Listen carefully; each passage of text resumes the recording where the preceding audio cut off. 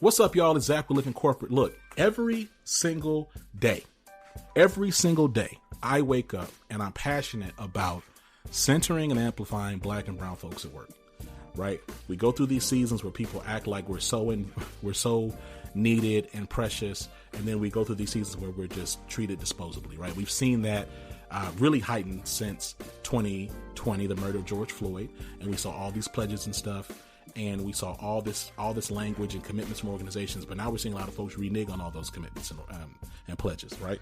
We're seeing Black and brown folks continue to be disparately impacted by massive layoffs in the tech industry, the industry that was promoted as the place for Black and brown folks to get some equitable treatment and to have some sort of financial security and wealth generation. We're seeing a continual backtracking from the same people that boldly said that Black lives matter. Okay, but the good news is, for me anyway, and for Living Corporate, is we existed before diversity, equity, and inclusion was hyper in vogue, and we're going to continue to exist as diversity becomes a disgusting cuss word, right? The other good news I'm gonna say is that we don't really subscribe to all of that hyper white liberal jargon.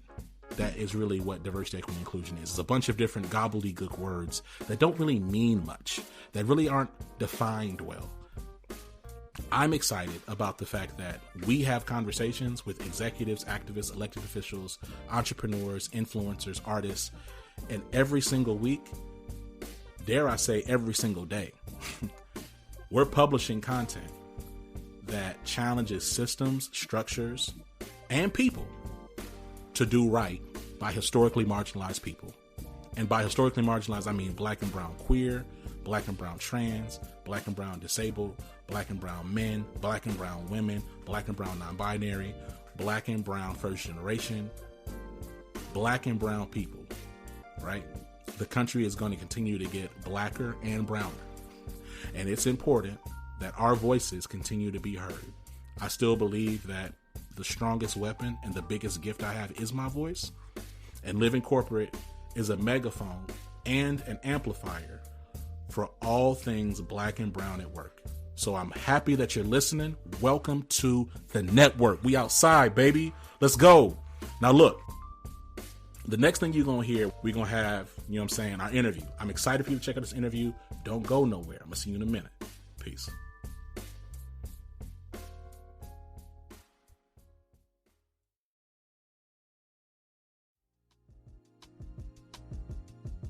Shawntera Hardy, welcome to the show. How you doing? I'm doing wonderful. You know what? I won't complain. It won't even make a difference. You know what? That's real talk, though. Also, frames, fire, super fire. Thank you. They look great. Thank you very much. They look great. You know, give them a little tortoiseshell for the people. I have a genuine tortoiseshell bias. I think just super fire. I see you. Yeah, you got a little bit up in there. Just a dab on the what was that lady name? These kind of remind me of George Jetson's wife, Jane Jetson.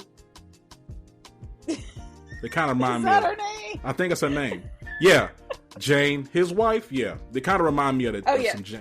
It looks like some stuff that Jane Jetson. Because I was looking at the edges, but it's whatever. Gender's really more of a construct anyway. Point gone. Yeah, but it's whatever. It doesn't really matter. Listen,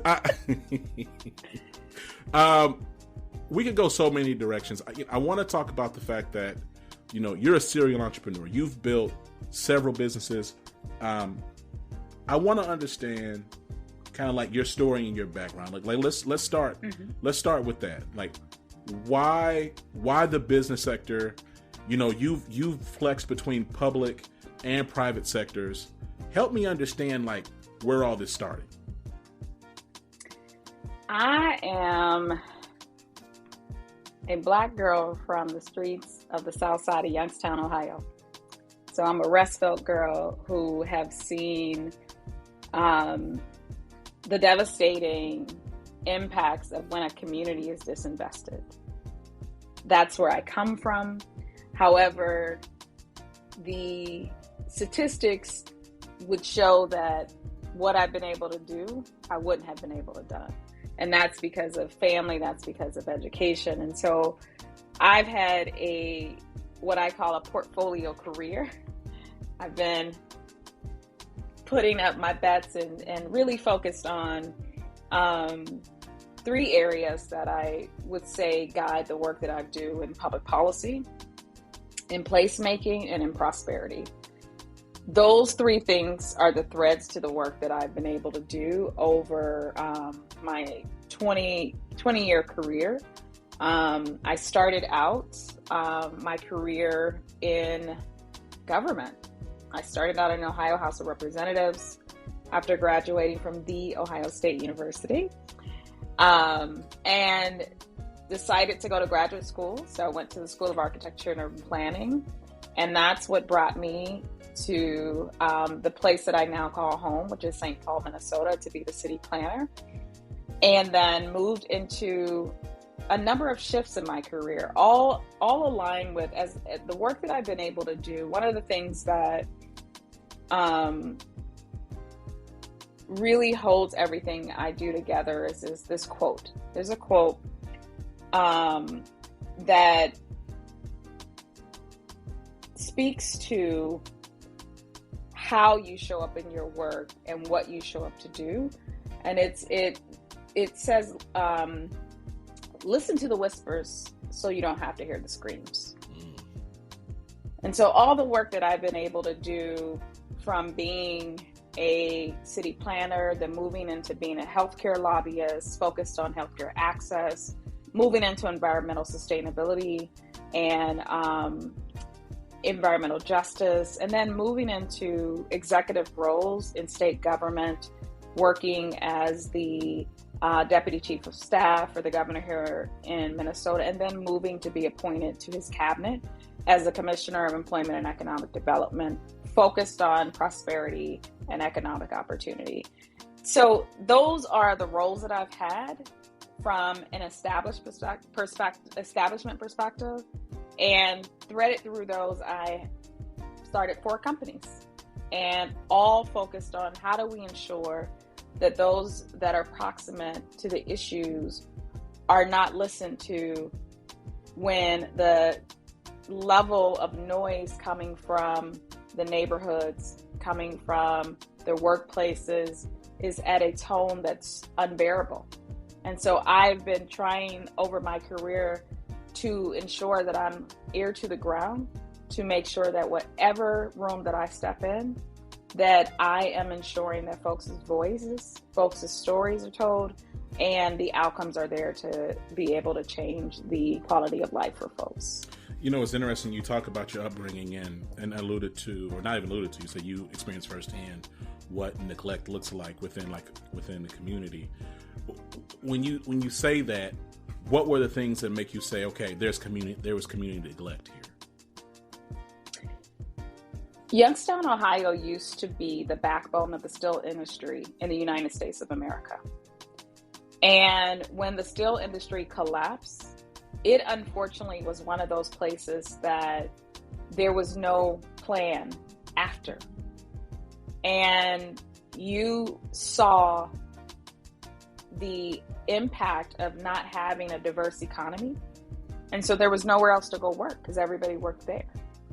So you saw unemployment rates very high, not just in a neighborhood, but the entire city. You saw, crime at an all-time high. If one of the things that is ever present for me is that I can count more funerals than number of dances I went to growing up. Parties, more funerals, because of the violence. When there is no vision of possibility to see something different, then you fall into what's in front of you.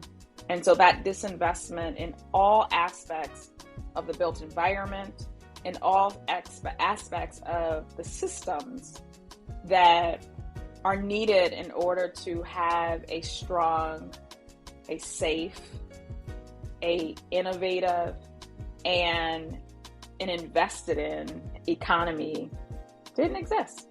However, the social fabric of family and community that existed.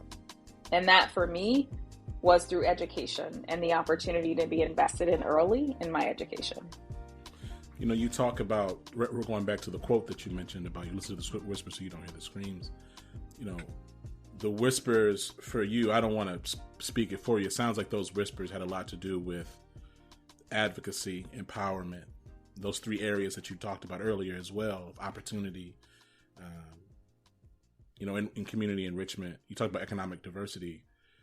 I'm also hearing that even like, and throughout this, through your journey, starting in government, building multiple businesses, that there's a through line there of purpose, because you clearly identified that early in your life, because really fueled by your circumstances. Is that right?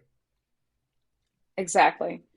The opportunity to be able to learn as much as I can, experience as much as I can, in order to go back and make those investments happen.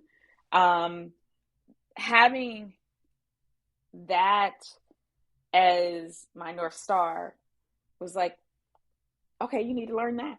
You need to learn that. You need to understand that, because it runs as a system, and understanding how all these pieces move together, in particular policy and the decisions that are made, that, you know, that proximity to power, who are the people that are making those decisions, that's going to in turn determine what investments are made in a community. And that for me has always been the drive to understand how different systems work and understand the opportunity from a place of, okay, that's all I need to know. All right, let me go. And then let me go tell my people, this is what y'all do next. This is what y'all do next. It would seem as if there's a dance between public and private sectors to actually mobilize economic growth, especially like in a localized context. I'm curious,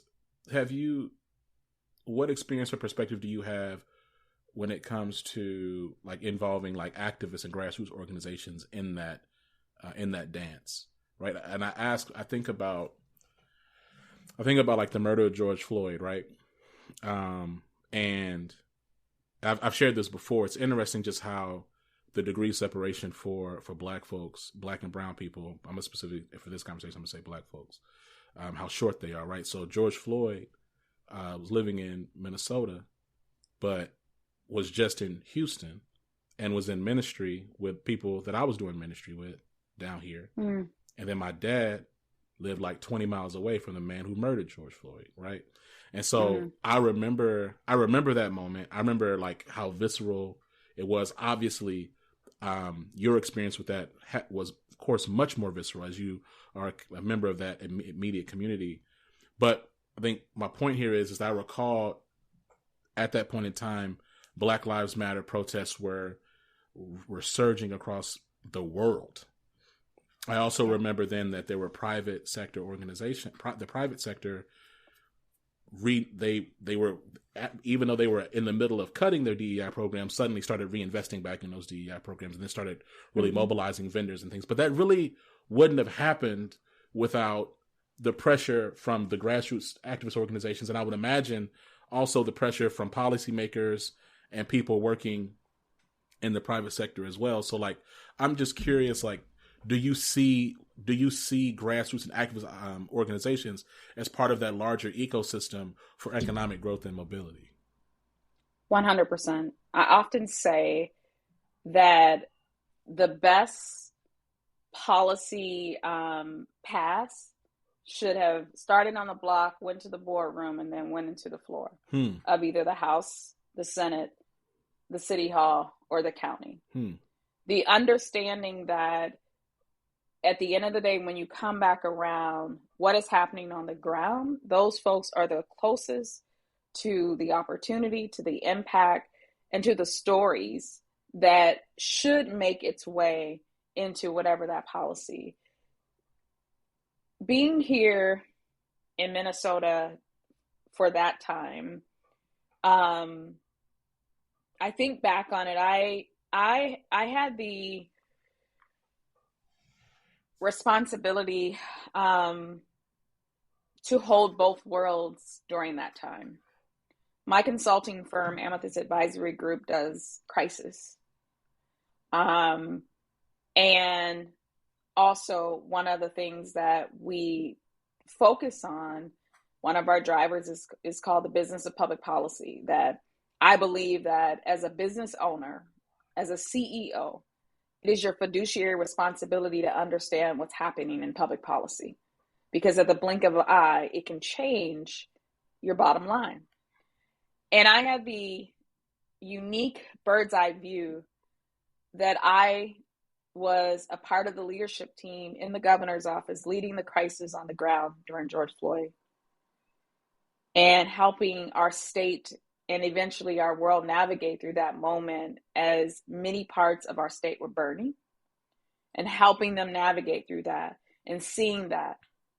And to your question around that involvement in Grassroots, having direct conversations with the activists that were themselves patrolling the streets and protecting businesses and making sure that we knew their whereabouts and their safety, to ensure that the interaction with law enforcement was positive.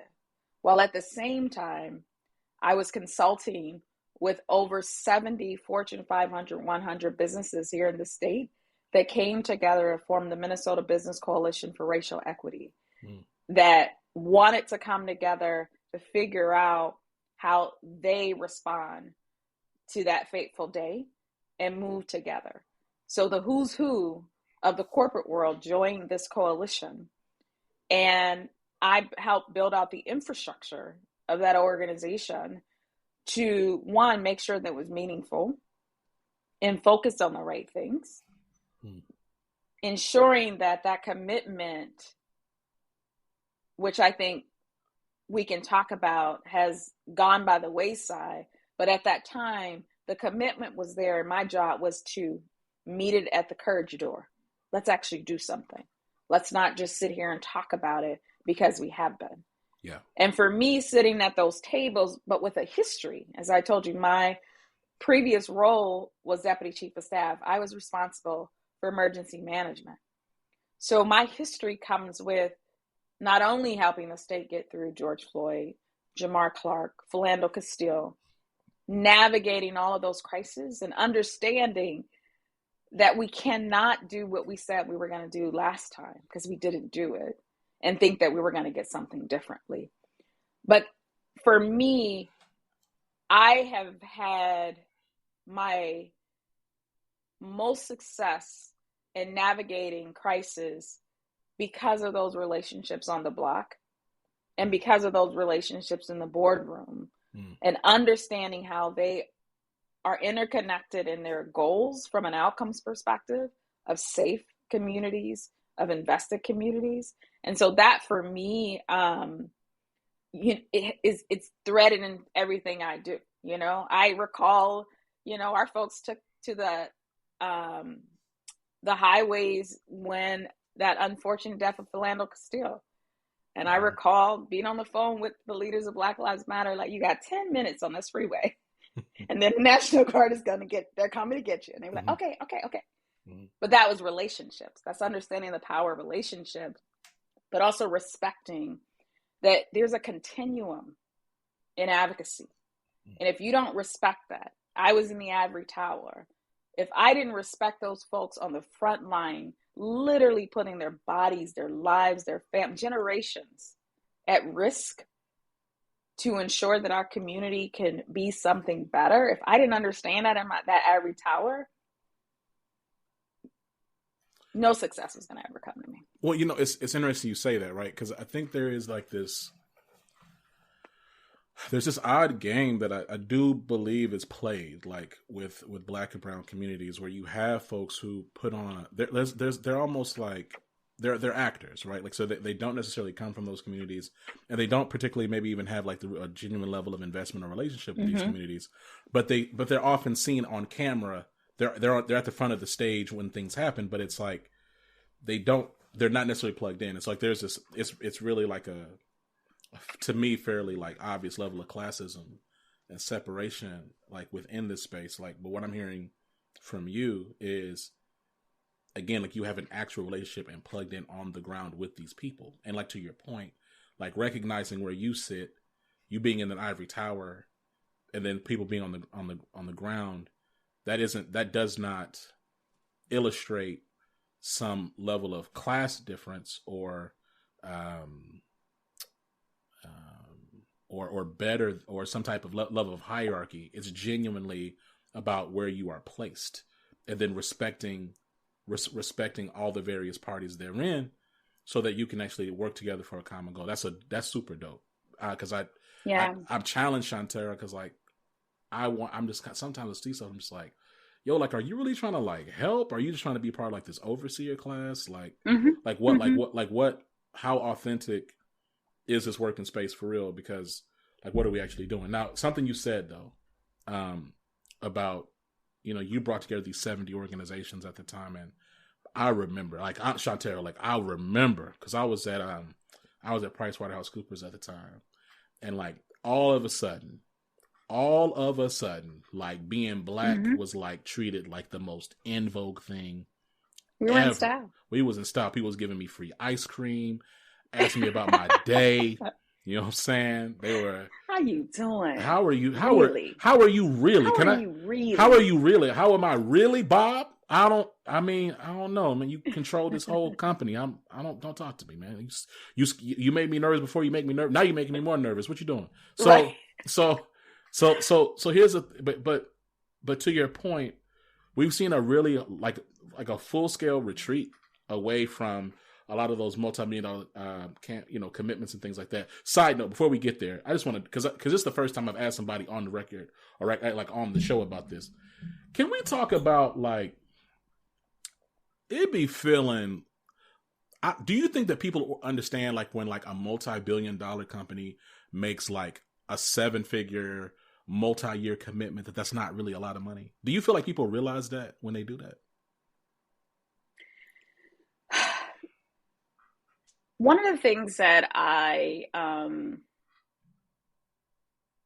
know to be true when these types of situations happen is emotions do the math.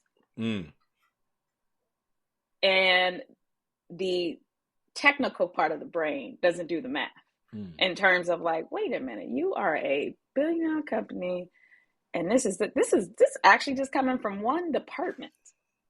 This ain't even like, can you get it out the couch?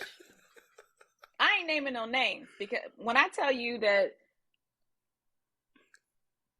a national they ain't even go to the couch. They literally was walking down the stairs, and it was like, is that a quarter right there? Let me pick that up. Get that to them. Flip that over there to them. Like, get that over there. You see like these multi-billion-dollar companies, and I remember it was like, we're gonna donate $5 million over the next 7 years. But let me tell you what it was. There's a couple things, if I may get in my finance bag. Please. There were a couple of organizations in the finance space that said that they were going to donate all of these millions of dollars with these programs, with loans, and most of them actually went to venture capital. And I will tell you that I sat down with most of them as they wanted to enter into this space of Minnesota at that time, as being one of, you count all 5 of us on our hand that had raised venture over $1 million here in Minnesota. And so wanting to have a conversation.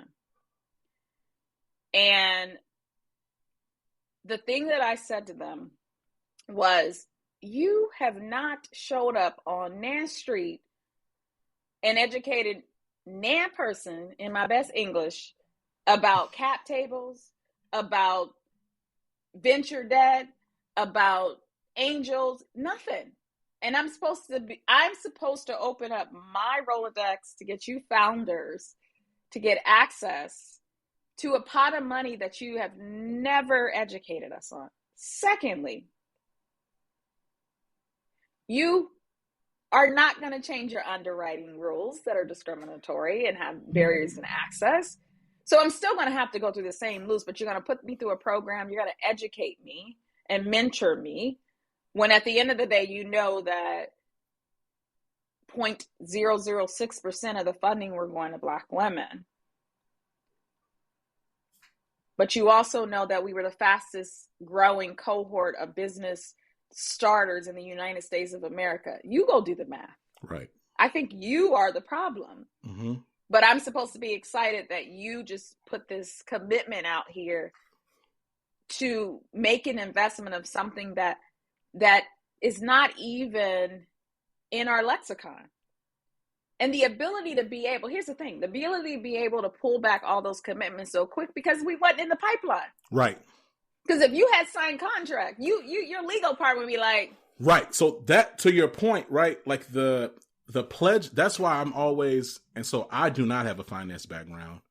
I don't either. I play on TV, but when the math ain't math, and it just ain't mathing. Math ain't math. But I'm also really, I'm big on language. So when you said back and you say you're pledging something to quote unquote efforts or quote unquote initiatives to support the Black community, and frankly, this is applicable to anything, to support whatever cause. It's like, what does that actually mean? Are you saying that you're like just potentially earmarking a percentage of your revenue to be considered, just going to go into some hypothetical pot to be applied in some future time? That was a fine print. That emotions did the math, that we did not look at the fine print for the guarantee that no matter what, you wouldn't be able to pull these resources back.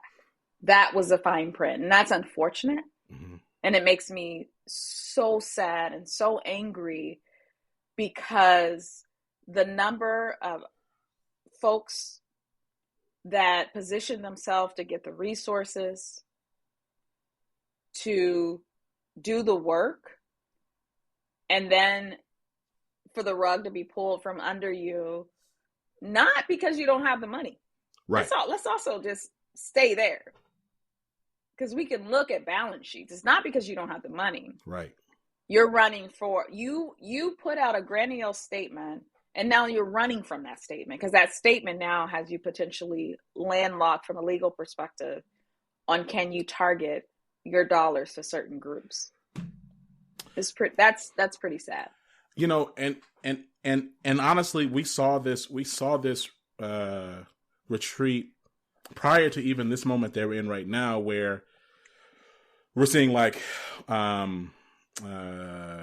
white folks, but not all white folks, white far right wing, but also supposed liberals castigate DEI as the new boogeyman, and so we're seeing even further retreat. Right? I'm curious, like, as you think about where you sit today and the organizations that you've stood up, that you lead, the relationships that you have, like, what are conversations looking like right now as it pertains to commitment to marginalized people across the board? Again, we're not talking about quote unquote just Black people, talking about Black folks, brown folks, queer folks, disabled folks, women, baby boomers. Like, what are those conversations looking like, and do you anticipate a different position? Yeah. So a couple ways I'll answer. I'll answer this from the work that I do in my companies. I'll take two of them, for example. My company, Certified Access, is a supplier development company. We help women of color fast track their application for certification to do business with government and corporation. That company is right in the crosshairs of the just terrible lawsuit that was lodged against Fearless Fund in Atlanta. The ability to be able to target resources to the least invested individuals in the United States of America. And so for us, in the work that we do, we are relentless about the fact that at the end of the day, being a competitive supplier is what we're going to position the women that we come across for. You can take your programs away, because we also know that we are building companies that are delivering product and services that matter to the economy. You're going to purchase goods and services. If you're afraid you want to get rid of your program. And so my work and in our company is, how do we ensure that women of color are competitive, that they have strong back offices, that they are suppliers of choice, that they have the capital that they need. That doesn't go away. Mm-hmm. Our desire, our ingenuity to build businesses does not go away because programs go away. Mm. And remembering that is something that we have to do. We are huge contributors to this economy, to our GDP. We can't forget that. Yes, the rug is being pulled because fill in the blank of all the reasons, but the understanding of our power, our ability to build product and services that matter, that are solving some of the just most, we think about what's the biggest thing that we're talking about in the United States, artificial intelligence. In terms of the research and the ingenuity, a lot of that came from Black women. Mm-hmm. Mm-hmm. So how do we make sure we do that? The other flip side of this, in terms of folks retreating as in another industry, in terms of my company, Plural is a venture-backed company. Since our founding, we've raised close to $15 million in VC funding. When you pull the curtain back and do the math around what's happening in the marketplace with VCs shuttering, with folks not putting money out there on the street for an all-Black team like ours, going out to raise our series whatever, one, our valuation is at threat. We were already, at the back of the starting line, coming in, trying to break through the door. So now we're in this environment of fear, this environment of underinvestment, and this environment of undervaluing. And so that's the reality of what's happening right now. And so the ability to navigate still delivering the best product and service, the best customer experience for stakeholders that interact with your company, that doesn't go away. And that's something that, when you think about the responsibility to understand what's happening outside of the doors of your organization, we have these extra layers of responsibility. Like, the KPIs of companies that don't have to think about barriers in the venture space and think about social issues that's happening outside their door, inside their families. Like, that's an extra layer of responsibility as a business owner that doesn't go away when you take your program away, when you dismantle affirmative action, and. The holistic being that we are, and the commitment, seen, unseen, said, or unsaid, that we have to the types of things that we desire to build, it comes with all that. Ooh, Shawntera. Too fire. There's so much more we could go to. I kind of want to leave it here and do like a part 2. Like, I do. That's what we're going to do. Listen, Shawntera, it has been a pleasure and an honor to have you on Living Corporate today. Consider you a friend of the show. I know we've talked offline. Yes. But I am thankful for your work. I want to continue for us to have these conversations about policy, impacting local economies, the importance of economic diversity, the role that population diversity plays in economic diversity too. Like, there's a lot of conversations we can have, and I look forward to having them with you. Before we let you go, top 3 points of advice for organizations trying to figure out how they can make a better impact or make the most impact in their local markets related to investment and building, frankly, that population and engagement to help grow and sustain their business over time? Number one, talk to each other. Making sure that mission-aligned organizations are talking to each other. Number two, which is all bias, is understand these externalities. You cannot put your head down for what's happening in public policy. This year is going to be one of the hardest years. I know we said that last year and the year before. With the elections coming up and so much at stake, how to figure out where you're navigating from that perspective. And thirdly, please be curious about alternative ways to raise capital, funding, figuring out, where are those other places to go to be able to raise resources to be able to support the work that you're doing. And partnership, back to number one, is something that we are probably going to have to do even more of, because so many different organizations are at the mercy of what's happening outside their door, and folks are day by day being pulled under. And if we want to sustain great organizations that have committed, not pledged, to strong communities and have the courage to stay with it as best that they can, we have to work together to ensure that they're able to start, sustain, and thrive. And I think that's the most important thing. Shawntera Hardy, leader. Thank you, Brad. Leader, entrepreneur, policy shaper, game changer, mentor. That sounds like a lot of jobs. Educator, brilliant mind. Can't wait to talk to you again. Thank you.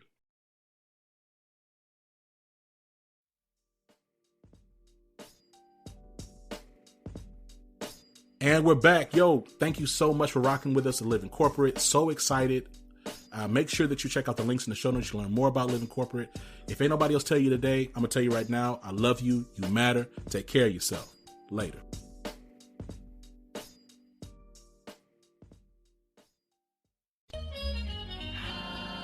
Living Corporate is a podcast by Living Corporate LLC. Our logo was designed by David Dawkins. Our theme music was produced by Ken Brown. Additional music production by Antoine Franklin for Musical Elevation. Post-production is handled by Jeremy Jackson. Got a topic suggestion? Email us at livingcorporatepodcast@gmail.com. You can find us online on Twitter, Facebook, Instagram, and living-corporate.com. Thanks for listening. Stay tuned.